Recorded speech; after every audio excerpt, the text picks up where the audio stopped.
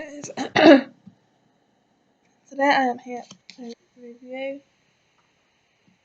Magnus Trace and the Sword of Summer by Rick Riordan, and this is a book one in the what's the series called?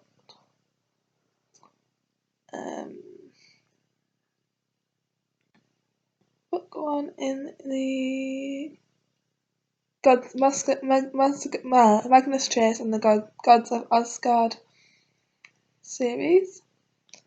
Let me redo the back. My name is Magnus Chase. I'm orphaned and living rough on the streets of Boston, and two things are about to get much worse. My day started out normally enough. I was sleeping under a bridge when some guy kicked me awake and said, "They're after you." Next thing I know, I'm reunited with my obnoxious uncle, who casually informs me that my long-lost father is a Norse god. Nothing normal about that, and it turns out that the gods of Asgard are preparing for war. Apparently, if I can't find the sword my father lost 2,000 years ago, there will be doom. Doomsday, to be precise. A fire giant attacking the city, immortal warriors hacking each of its pieces, unkillable wolves with glowing eyes, it's all coming up. But first I'm going to die. This is the story of how my life goes downhill from there. So on to my review, the notes on my phone. I am a huge fan of Rick Riordan, and I've been waiting for this book for a while. For those who have been waiting as well, won't be disappointed. I'm personally impressed. I know that the structure of the story is similar to his other books, but it's still a page turner, but this time in the context of a Norse mythology. It initially appears to be a long book, but it's an easy read that goes fast. I didn't want to put it down and read it in 2 sittings. For those who are not familiar with Riordan's writing, this is a perfectly fine book to jump into Riordan's fantasy world. There is no benefit gained in having read his other books that deal with heroes from Greek, Roman or Egyptian mythology.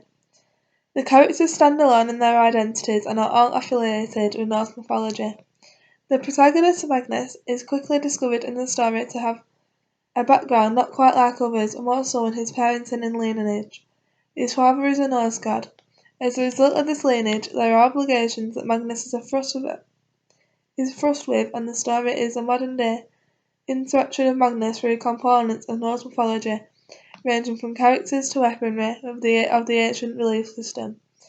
The story is told with humour, but also does a great job in outlining and establishing some of the belief systems of Norse mythology, such as the pantheon of gods and the goddesses.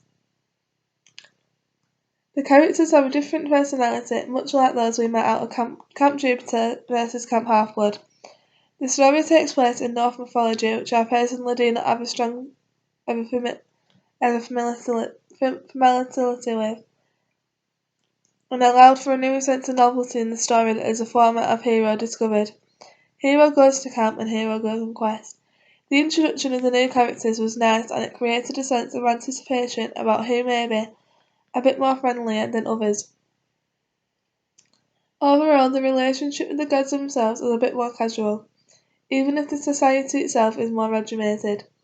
A discussion board commentator alluded to the possibility of a relationship between these books, and that with Camp Half-Blood from the start of the book there is a pleasant surprise that Magnus does have a cousin who attends Camp Half-Blood, but rather than long-term interaction with him or her, there is just a brief reference to that both at the beginning and end of the story.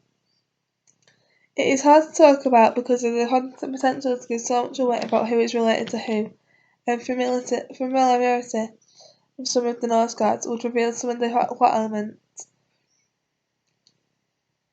However, a unique aspect of the Norse mythology is that the fates of the gods are much clearer, with a level of clarity and stability in the roles that each one knows that he or she plays, even in the final battle. Note that the structure is similar to the books in the past. The characters who are introduced throughout the book are unique in their own eyes, especially Magnus's two companions, and I especially enjoyed with the Valkyrie corpse, especially Samira al-Abbas, who identifies from a Muslim family. Anyway, enjoy your away. I have some notable mythology to learn about now that I'm curious. And I gave this book 5 out of 5 stars. So we'll see you in my next video. Bye guys.